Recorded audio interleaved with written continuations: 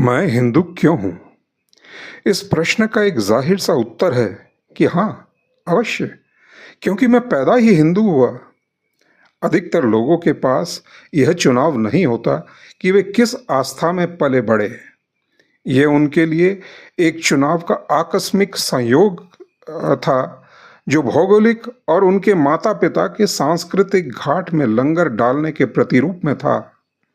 किंतु एक हिंदू होने का अर्थ क्या है? हम में से अधिकतर 1980 के अंत तक यह स्वमंथन और स्वचिंतन करने को बाध्य हुए जब विश्व मीडिया पहली बार हिंदू कट्टरवाद पर लिखने और बोलने लगा। यह एक विषम और अजीबोगरीब स्थिति थी, क्योंकि हम जानते थे कि हिंदुत्व एक बिना कट्टरवाद का धर्म है। इसको न कोई प्रतिपादित या आविष्कार करने वाला, न कोई पैगंबर, न कोई संगठित चर्च, न कोई अनिवार्य आस्था या पूजन का अधिकार, न कोई एक रूप समरूप धारणा, न ही कोई एक पवित्र धार्मिक ग्रंथ। मेरा हिंदुत्व एक जीवंत आस्था और अवधारणा थी। वह हिंदुत्व एक पालन पोषण था। वह हिंदुत्व अवलोकन और वार्ता का था, किसी गहन गंभीर धार्मिक अध्ययन की बाध्यता में बंधा हुआ नहीं।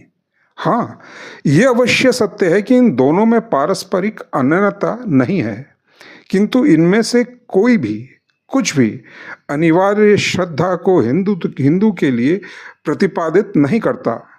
कुछ भी नहीं। हम पर कोई अनिवार्य कठोर कट्टरपंथ नहीं, जो कि वास्तव में लीक से हटकर कुछ औचक सा है। एक कैथोलिक इसलिए है क्योंकि वो मानता है कि यीशु ईश्वर का बेटा था और जिसने मनुष्य मात्र के लिए अपने बलिदान दिया। एक कैथोलिक निष्पाप धारण और कुमारित्व जन्म को मानता है, गलतियों की स्वीकारोक्ति और श्रद्धा में चर्च में झुकता है।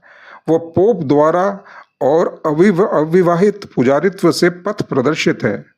एक मुसलमान यह मानने के लिए बाध्य है कि ईश्वर नहीं, बस अल्लाह है और मोहम्मद उसके पैगंबर। एक यहूदी तोरा और टेलमच को सर्वोपरि मानता है। एक पारसी दरे महर या अग्नि मंदिर में पूजा करता है। एक सिख गुरु ग्रंथ साहिब के पाठ को सर्वोपरि सम्मान देता है। एक हिंदू के लिए इनके समकक्ष कोई मान्यता नहीं है। एक हिंदू होने के लिए कोई बंधन की अनिवार्यता नहीं है, ईश्वर के प्रति मान्यता भी नहीं। लेकिन मेरी हिंदुत्व में आस्था का एक और कारण है, कोई एक बेहतर मुहावरे की कमी, एक सटीक बौद्धिकता का अभाव। मैं हिंदुत्व के सिद्धांतों में सुकून महसूस करता हूँ, जो कि मेरी जानकारी के किसी अन्य धर्म में शायद न कर सकूं। मैंने स्वयं को उदारवादी महसूस किया है, जो कि महज राजनीति या अर्थशास्त्र की दृष्टि में नहीं, अपितु जीवन शैली के नजरिए से भी है। जो लोग जैसे हैं उन्हें वैसे ही बिना समालोचना के ग्रहण करना, वे क्या चाहते हैं और क्या मनुष्यत्व में विकास करना चाहते हैं, उसके लिए उन्हें इजाज़त और स्वीकारोक्ति, और जो वे करना चाहते हैं वह उनके चाहत अनुसार प्रोत्साहित करना, बशर्ते वह किसी और को नुकसान न करे, यह मेरी प्राकृतिक प्रवृत्ति है। एक हिंदू होने के नाते मैं एक ऐसे धर्म से बंधा जुड़ा हूँ जिसमें कोई स्थापित चर्च नहीं, कोई पुजारी नुमा पोप का पद नहीं। ये ऐसा धर्म जिसके कर्मकांड और नियमों को न मानने के लिए स्वतंत्र हूँ। एक ऐसा धर्म जो मुझे मेरी आस्थाओं और मान्यताओं को किसी दृष्टिगोचर चिन्ह अथवा संकेत से प्रदर्शित करने के लिए बाध्य नहीं करता।